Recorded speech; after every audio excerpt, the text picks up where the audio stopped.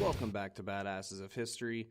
Today's episode is part one of a two-part series of, in my opinion, the most badass man of all time, Hugh Glass. I needed to make it two parts because his story is just way too crazy and long to put in one 5 or 10 minute episode. So here it is. I hope you enjoy it as much as I enjoyed writing it. In the year of 1783, a badass was born. His name was Hugh Glass, and he just might be the baddest and most resilient man of all time. We've all seen the great Leonardo DiCaprio's portrayal of Glass in the movie The Revenant, but the story of Hugh Glass did not start with a bear tearing him to pieces and making his skin into a bloody Afghan. No, it started much earlier than that, and this is the story that Hollywood didn't tell. Not much is known about Glass until the year 1817, when a Catholic priest released his memoirs, which included our famed grizzly fighter and his exploits on the high seas. Glass was a sailor on an American ship when it was taken over by the ruthless French pirate Jean Lafayette. Glass was given a choice to either die or swear his allegiance and become a marauder. The choice was obvious. So was the story of Hugh Glass, the pirate.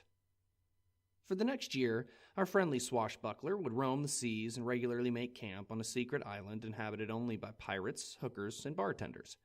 It was there that Glass and his unknown friend decided they weren't cut out for pirate life. They were rather vocal about it and knew it was only a matter of time before the captain threw them overboard with cannonballs for shoes. They opted to make a run for it, and though the island was surrounded by swamps, snakes, alligators, and horribly vicious Indians, they decided to take their chances.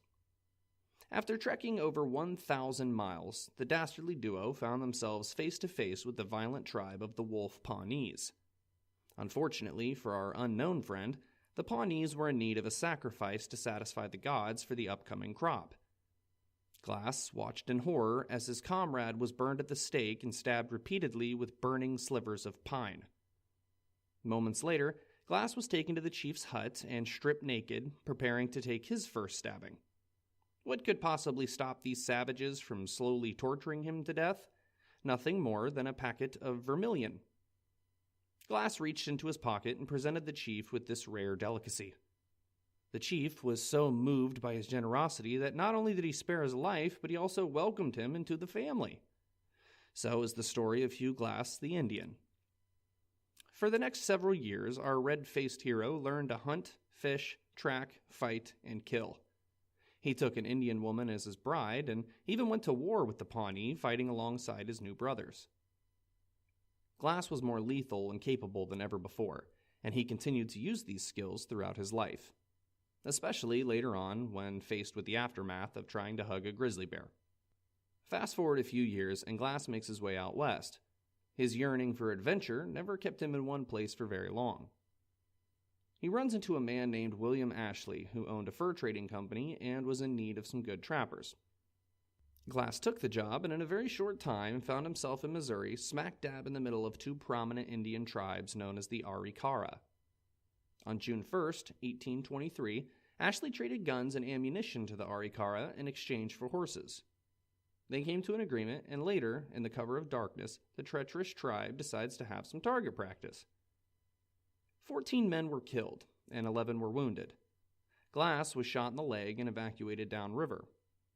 Months later, with some help from local militia, army infantry, and volunteers, Ashley went to war with the Arikara, marching into battle with over 900 men.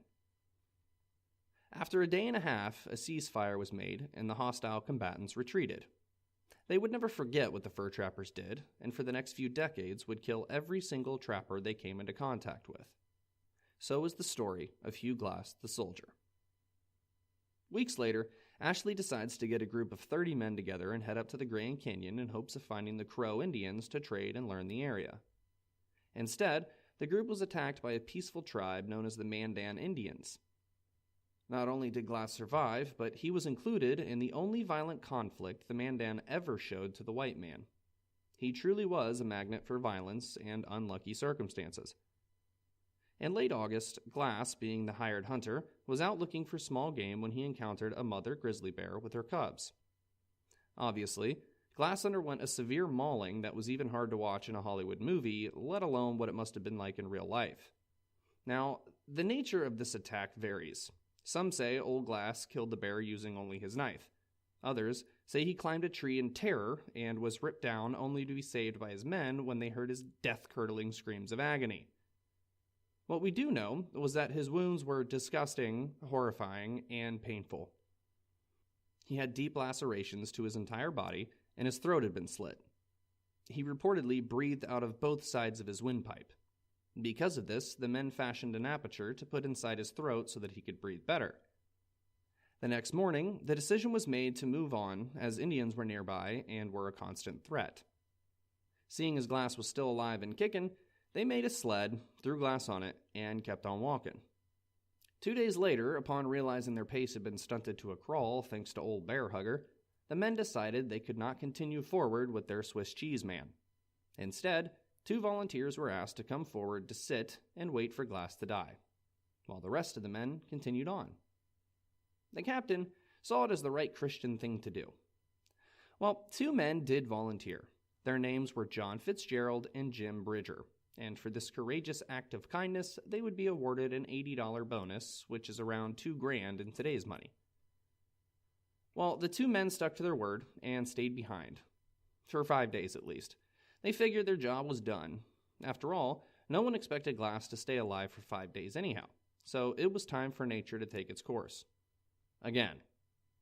They situated Glass next to a river, tucked him in to make sure he was comfortable, then took his gun, knife, tomahawk, and fire starter. After all, he's dead, so he won't need them. The legendary mountain man was left alone, half alive, and with nothing but the shredded clothes on his back. So is the story of Hugh Glass, the dead man. The nearest settlement was a grueling 250 miles away. Glass had deep gashes throughout his entire body, a broken Gumby leg, a sliced hot dog throat, and his back was so badly mauled that his bare ribs were exposed. Fueled by rage, hatred, and a desire for vengeance, he managed to set his own leg, cover himself in the bear hide that was left over him, and roll his limp body over and begin to crawl up the river.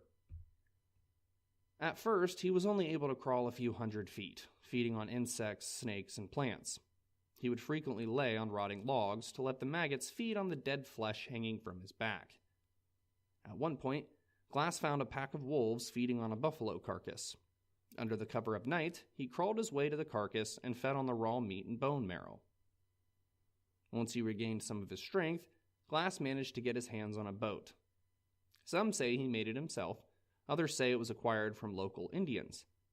Regardless, after 7 long weeks in the wilderness, Glass walked into Fort Kiowa with hundreds of stunned soldiers staring in disbelief. Most of his wounds had healed, but with fresh scars telling the story of his grisly encounter. After only a few days at the fort, Glass joined up with some trading expedition to go to a Mandan village some 300 miles away, certain that John Fitzgerald and Jim Bridger would be there at the fort nearby. He purchased a rifle and other supplies on credit because he was Hugh freaking Glass and no one was going to ask him for money. Just 5 men headed upriver toward the village, Glass being the 6th. The trek would take over 5 weeks, and Glass would go on to be the only survivor.